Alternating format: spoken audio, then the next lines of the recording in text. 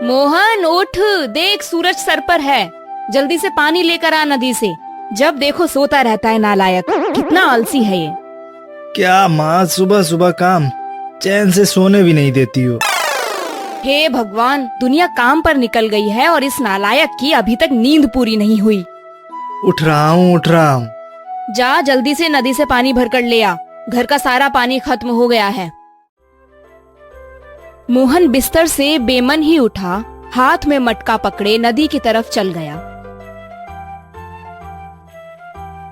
मोहन नदी से पानी भरने के बाद घर आता है।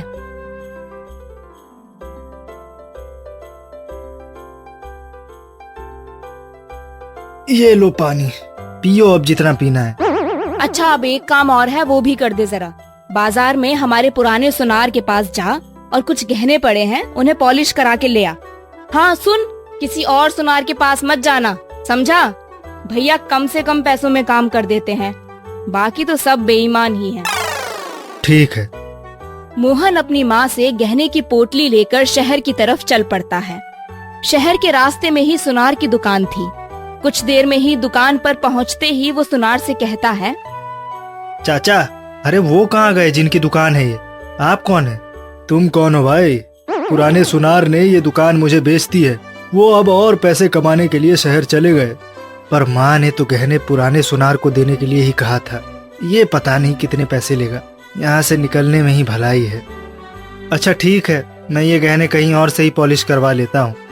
अब तो यहाँ का दाम काफी बढ़ गया होगा, पुराने सुनार तो सस्ते में ही कर देते थे। अरे बेटा, कहीं जाने की जरूरत नहीं है। लोग बदल गए तो क्या, दुकान तो अब भी वही है, जगह तो अब भी वही है।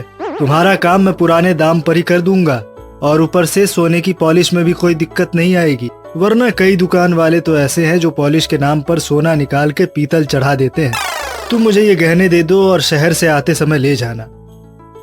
मोहन सुनार पर भरोसा कर उसे गहने दे देता है और शहर से घर का सामान लेने चला जाता है। कुछ देर बाद जब वो सामान लेकर लौट रहा था, तब उसे सुनार की दुकान बंद दिखी। दुकान बंद देखकर वो घबरा जाता है। हे भगवान, इसने तो बोला था कि शहर से आते समय गहने ले जाना, लेकिन ये तो दुकान बंद करके गायब हो गया। मैंने बहुत बड़ी गलती कर दी। मुझे अनजान लोगों पर भरोसा नहीं करना चाहिए था। अंदर से तो आवाज आ रही है, पीछे की तरफ से देखता हूँ कि क्या माजरा है। मोहन दुकान के पीछे जाकर सुनार की बातें सुनने लग गया। उसने सुनार द्वारा गांव वालों को ठगने की सारी बातें सुन ली थी। वो गुस्से में दुकान के आगे से सुनार को आवाज लगाता है, बाहर आ! अरे ओ बेईमान, बाहर आ! आज मैं पूरे गांव वालों को जाकर बता दूंगा कि तूने कैसे सबको बेवकूफ बनाया है। लोगों ने तुझ पर भरोसा किया और तूने सोने की जगह पीतल का इस्तेमाल किया है। इससे पहले कि ये बात गांव वालों तक पहुंच जाए, इसे इतना मारो कि ये अपने गांव तक जाने लायक न बचे। सुनार की बात सुनते ही उसका चेला मोहन पर डंडे से वार कर देता है और उसे मार मार कर बेहोश कर देता है। उसके बाद सुनार और उसका चेला दोनों मिलकर मोहन को एक जंगल में फेंक आते हैं। यहीं मरने दो कमीने को, कुछ ही देर में जंगली जानवर आकर इसे खा जाएंगे। हमारी पोल पट्टी खोलने चला था। कुछ देर बाद जब जंगली जानवरों की आवाज आती है, तब मोहन होश में आता है। वो अपनी जगह से हिल भी नहीं पा रहा था। जानवरों की आवाज धीरे धीरे पास आने लगती है। ए भगवान, मेरी मदद करो, नहीं तो ये जानवर मुझे अपना निवाला बना लेंगे। मैं गांव वालों की मदद करने निकला था, अब खुद ही फंस गया। उठो बेटा, कोशिश करो, ये डंडा उठाओ। आप बोल कैसे सकते हैं? क्या आप जादुई पेड़ हैं? हाँ, मैं एक जादुई पेड़ हूँ। यह डंडा भी जादुई है। ये तुम्हें किसी से भी लड़ने के लिए शक्ति प्रदान करेगा। इसे हाथ में उठाते ही तुम अच्छा महसूस करने लग जाओगे।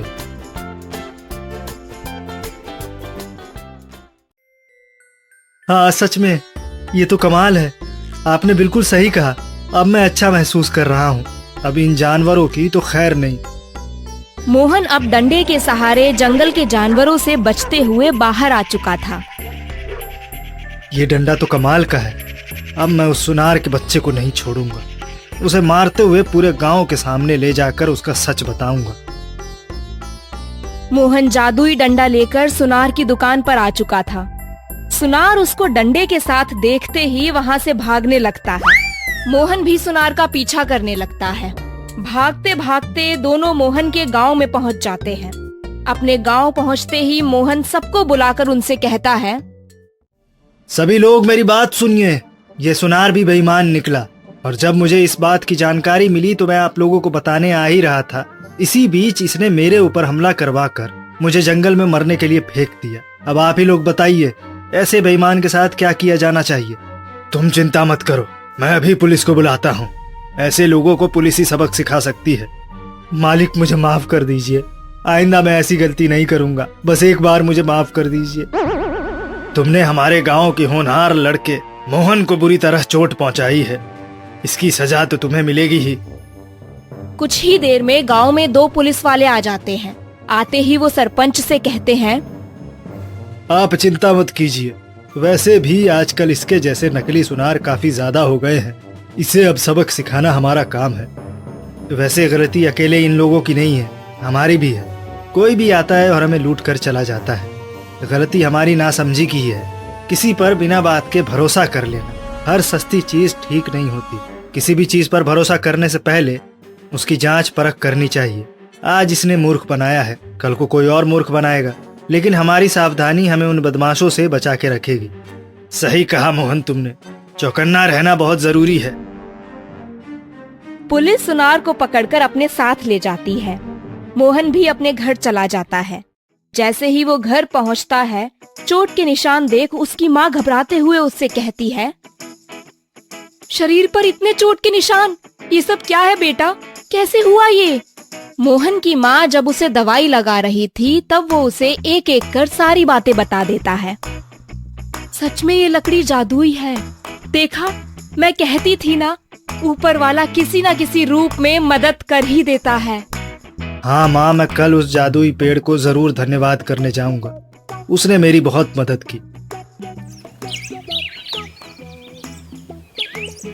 मोहन अगले दिन डंडा हाथ में लिए जंगल पहुंच जाता है।